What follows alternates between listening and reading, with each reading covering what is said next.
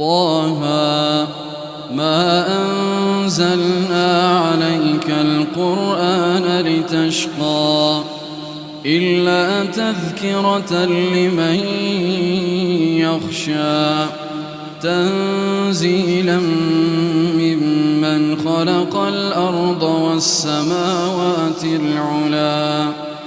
الرحمن على العرش استوى له ما في السماوات وما في الأرض وما بينهما وما تحت الثرى وإن تجهر بالقول فإنه يعلم السر وأخفى الله لا إله إلا هو له الأسماء الحسنى وهل أتاك حديث موسى إذ رأى نارا فقال لأهلهم كثوا إني آنست نارا لعلي آتيكم منها بقبس أو أجد على النار هدى فلما أتاها نودي يا موسى إني أنا ربك فاخلع نعليك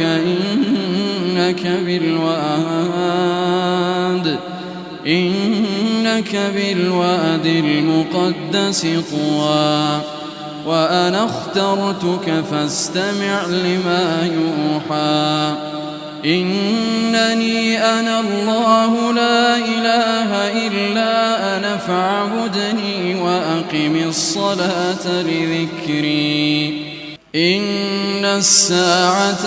آتية أكاد أخفيها لتجزى كل نفس بما تسعى فلا يصدنك عنها من لا يؤمن بها واتبع هواه فتردى وما تلك بيمينك يا موسى قال هي عصاي أتوكأ عليها وأهش بها على غنمي ولي فيها مآرب أخرى قال ألقها يا موسى فألقاها فإذا هي حية تسعى قال خذها ولا تخف سنعيدها سيرتها الأولى واضمم يدك إلى جناحك تخرج بيضاء من غير سوء آية أخرى لنريك من آياتنا الكبرى اذهب إلى فرعون إنه طغى قال رب اشرح لي صدري ويسر لي أمري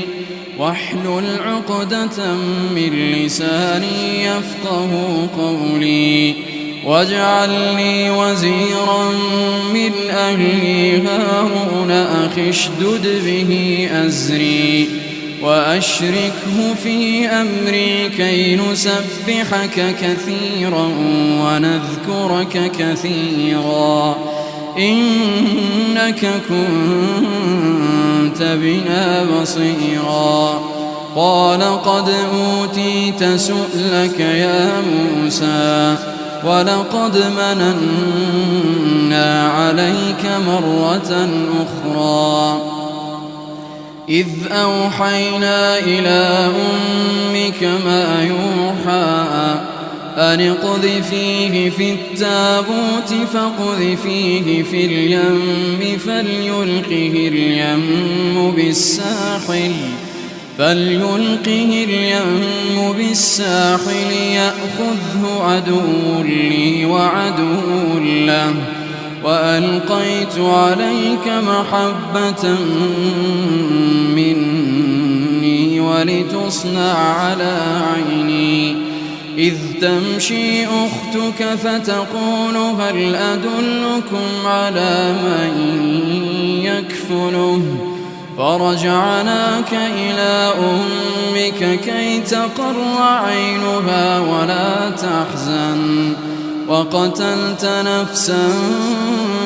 فنجيناك من الغم وفتناك فتونا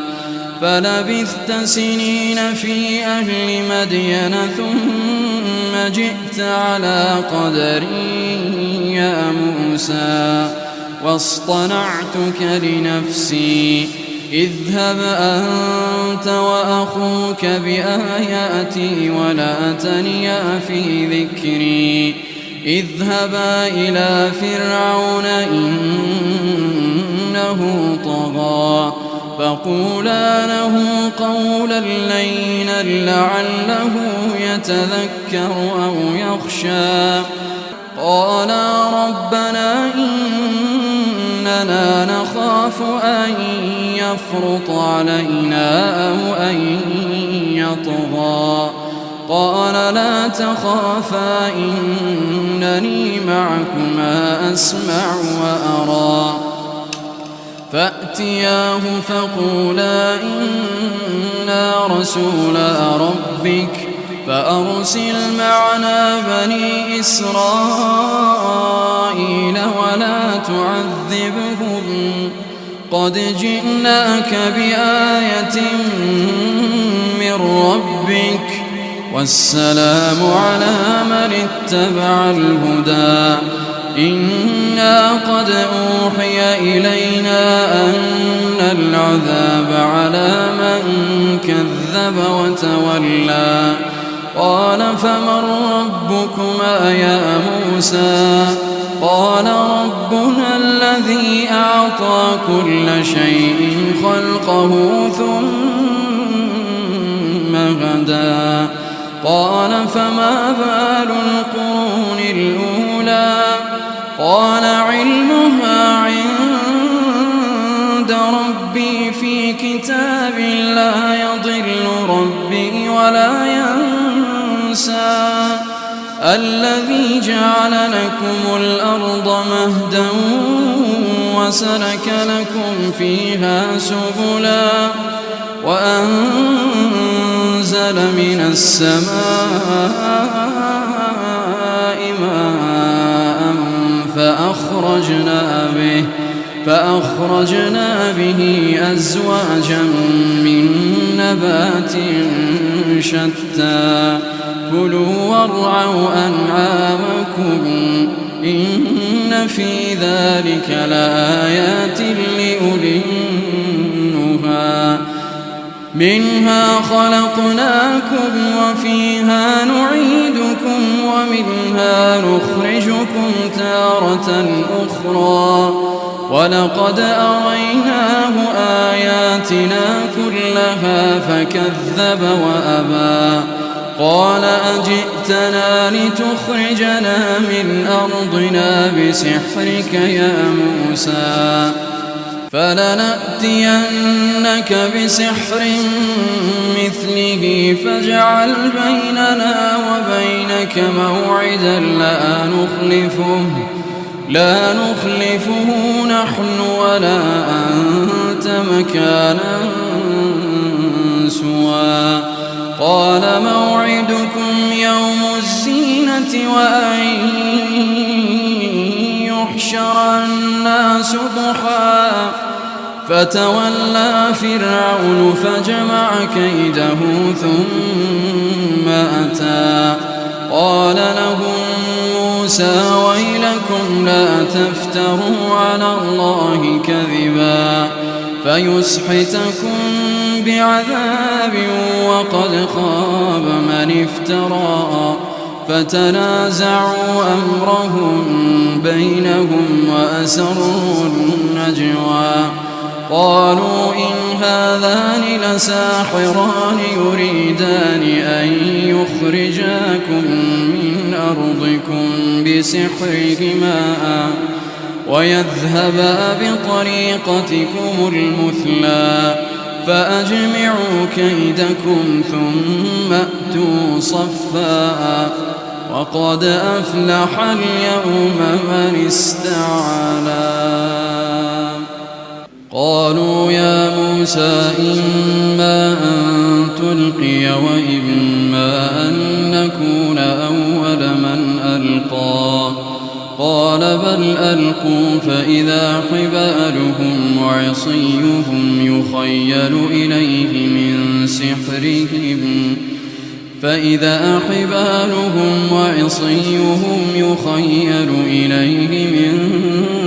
سحرهم أنها تسعى فأوجس في نفسه خيفة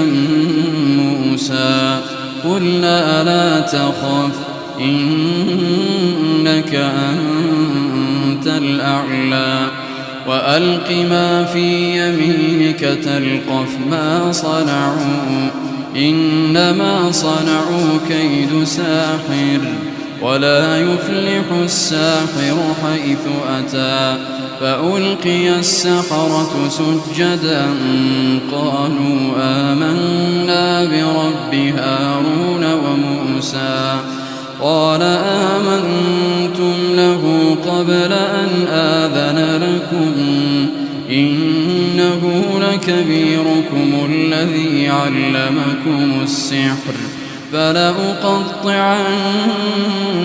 أيديكم وأرجلكم من خلاف ولأصلبنكم في جذوع النخل ولتعلمن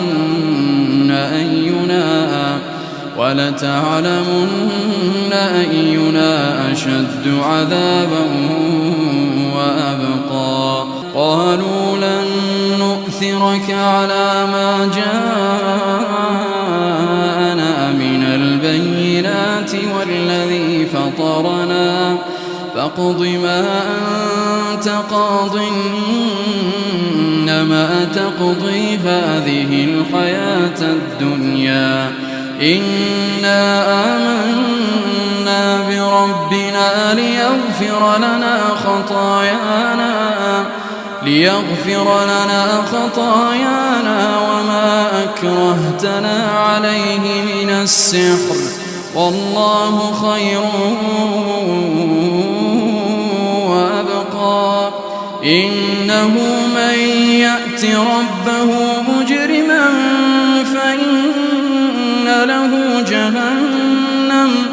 فإن له جهنم لا يموت فيها ولا يحيا ومن يأته مؤمنا قد عمل الصالحات فأولئك لهم الدرجات العلى. جنات عدن تجري من تحتها الأنهار خالدين فيها وذلك جزاء من تزكى. ولقد أوحينا إلى موسى أن أسر بعبادي فاضرب لهم طريقا في البحر يبسا لا تخاف دركا ولا تخشى. فأتبعهم فرعون بجنوده فغشيهم من اليم ما غشيهم وأضل فرعون قومه وما هدى. يا بني إسرائيل قد أنجيناكم من عدوكم وواعدناكم جانب الطور الأيمن ونزلنا عليكم المن والسلوى. كلوا من طيبات ما رزقناكم ولا تطغوا فيه فيحل عليكم غضبي ومن يحلل عليه غضبي فقد هوى.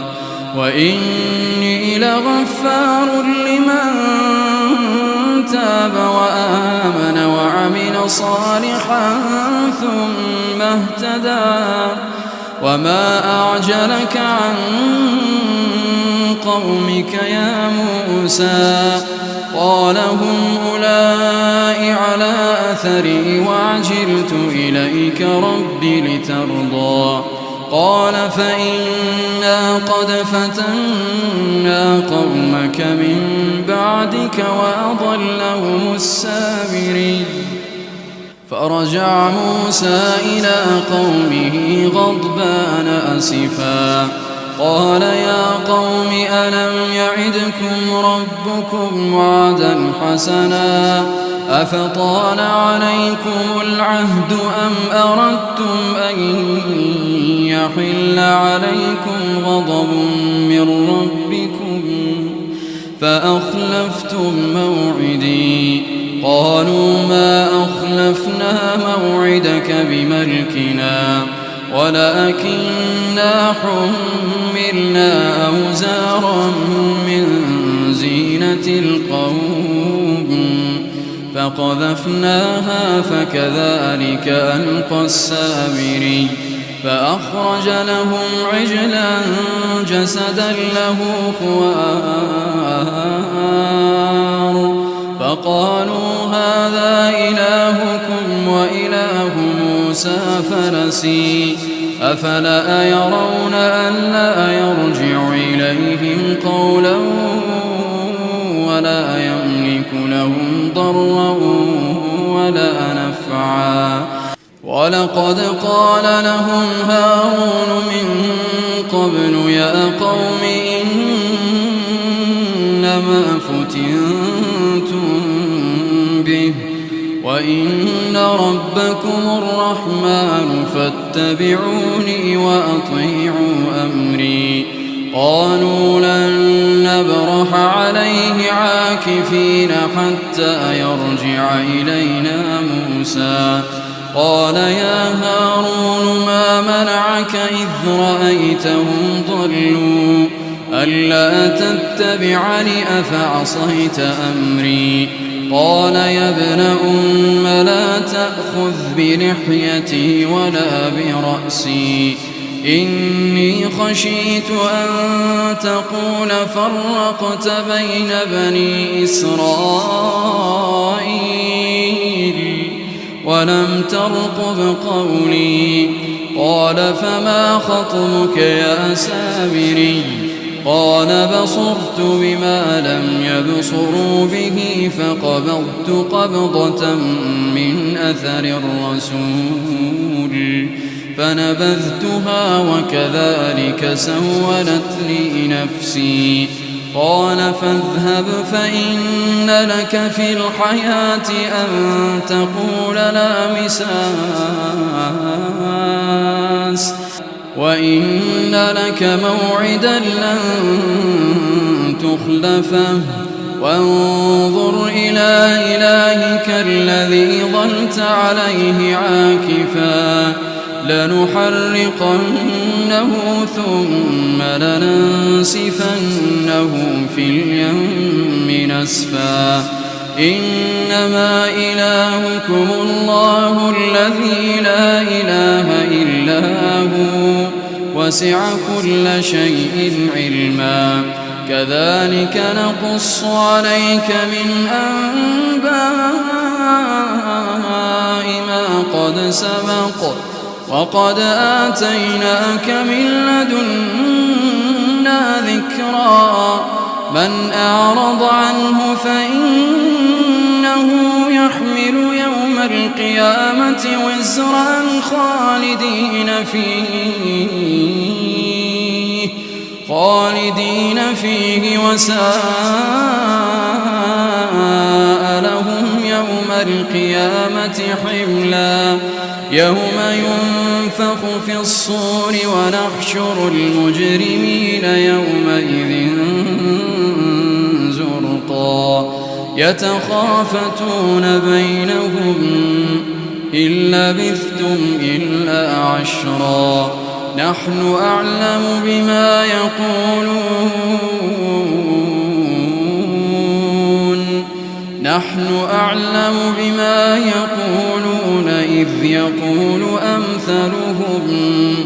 إذ يقول أمثلهم طريقة إن لبثتم إلا يوما. الله